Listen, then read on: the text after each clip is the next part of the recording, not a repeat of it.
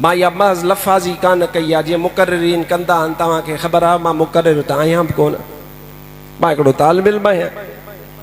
या महज़ लफ़ाज़ी न आहे, मूं वटि लिखत मौजूदु आहे। हाणे ॻाल्हि ॿुधो, तव्हां खां वठी तव्हां नाज़रा क़ुर पढ़ियो आहे न, कोन पढ़ियो अथव?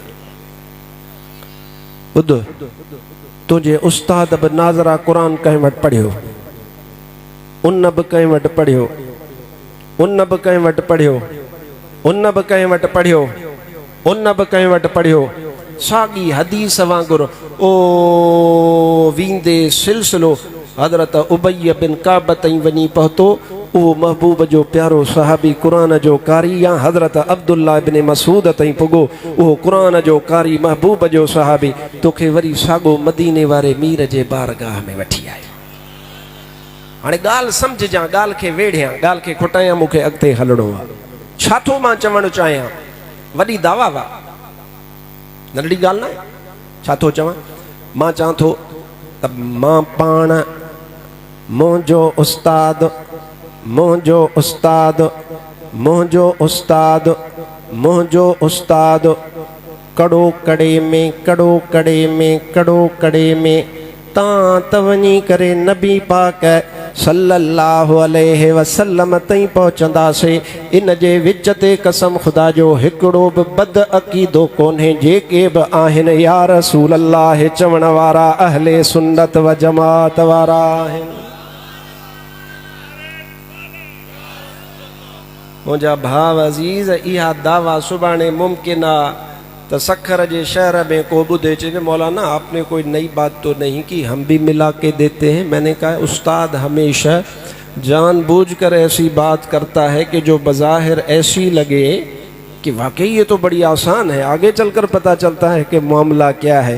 चवंदा मुमकिन आहे साईं, तव्हां ठीक था चओ, असां बि त उस्तादन वारा आहियूं। ॿुधजां, सम्झजां ॻाल्हि, असां बि त उस्तादन वारा आहियूं। बे उस्तादो तो ड्राइवर भी कोन ठहंदो आ, उन जो भी केरो उस्ताद हूंदो आ। मोटरसाइकिल हलाए भी आ, उन जो भी को उस्ताद हूंदो आ। मौलाना तो त हिते सखर जे मकरानी मस्जिद में जामिया गौसिया रिजविया जे हेॾे वॾे इज्तिमा में हेॾे वॾे बलंडर जी ॻाल्हि कई आहे। मौलाना इन जो ज़िम्मेदार केरु आहे? बलंडर तव्हां कंदा हूंदव, असां बलंडर कोन कंदा आहियूं। असां हक़ ऐं सच जी ॻाल्हि कंदा आहियूं, शरीयत जी ॻाल्हि कंदा आहियूं। हा उस्ताद तुंहिंजो बि आहे, उस्ताद मुंहिंजो बि, तो बि उस्ताद वटि पढ़ियो आहे, मां बि उस्ताद वटि पढ़ियो आहे। फ़र्क़ु कहिड़ो आहे?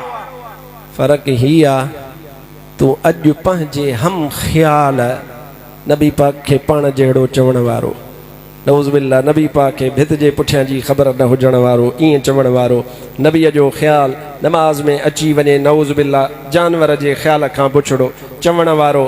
तुंहिंजा अहिड़ा नबी पाक जे इल्म खे नऊज़ बिल्ला चरियनि ऐं पागलनि जे इल्म जे, मजनूननि जे इल्म जे बराबरि चवण वारो। हा तुंहिंजो उस्ताद ईअं हूंदो, पर तूं अॻिते हलंदे, वरी अॻिते हलंदे, वरी ॾाॾे उस्ताद ताईं पुॼंदे, वरी पड़ ॾाॾे उस्ताद ताईं पुॼंदे, इहो तुंहिंजो सिलसिलो हलंदो। हेॾा निहारो, हेॾा निहारो, सिलसिलो हलंदो हलंदो 10 साल, 20 साल, 30 साल, 40 साल, 50 साल, 60 साल, 70 साल, 80 साल, 90 साल, जब 100 साल ते अञा कोन पुॼंदो त कसम ख़ुदा जो हाणे तूं थिरड़ो थी पवंदे। सिंधीअ में चइबो आहे वाइड़ो थी पवंदे। हाणे तूं निहारींदे त मुंहिंजे अक़ीदे वारनि जी प्रोडक्ट त कुल आहे ई 90 या 95 या 100 साल। जेकॾहिं अॻिते तूं निहारींदे त तोखे कसम ख़ुदा जो हज़रत शाह अब्दुल अज़ीज़ मुहद्दिस देहलवी मिलंदो, जेको मुंहिंजे अक़ीदे जो आहे। जेको अॻिते तूं निहारींदे त तोखे हज़रत शाह वलीउल्लाह मिलंदो, जेको मुंहिंजे अक़ीदे जो आहे। जेको अॻिते निहारींदे तोखे हज़रत शाह अब्दुल हक़ मिलंदो, हज़रत शाह फज़लुर रहमान गंज मुरादाबादी मिलंदो। कसम ख़ुदा जो मां इहा ई ॻाल्हि सम्झाइणु चाहियां थो। उस्ताद तो वटि आहे, पर तो वारो उस्तादी सिलसिलो इन अक़ीदे मुताबिक़ 100 वरिया में खुटी पवंदो। हक़ नबी जो सिलसिलो खुटंदो कोन। हितां शुरू थियो आहे त वञी करे मदीने पाक में हुज़ूर जे बारगाह में पुॼंदो।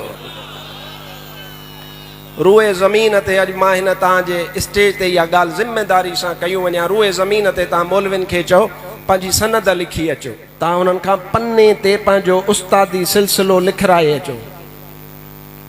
ख़ुदा पाक जो कसम आहे 10-12 पीढ़ियुनि खां पोइ मथे सिलसिले में मां सभु तोखे ॾेखारींदुसि जेके सभु तुंहिंजा उस्ताद। इन जो मतिलबु छा आहे?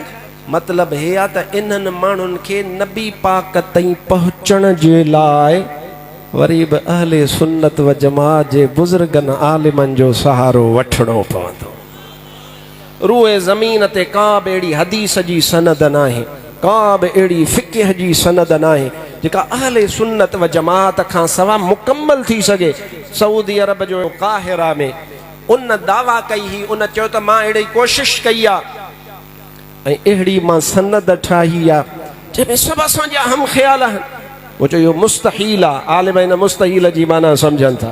मां चयो इहो महाल आहे। महाल जी माना हे मंतिक पढ़िया हूंदा, इन्हनि खे ख़बर आहे। वो चयो ईअं थी नथो सघे।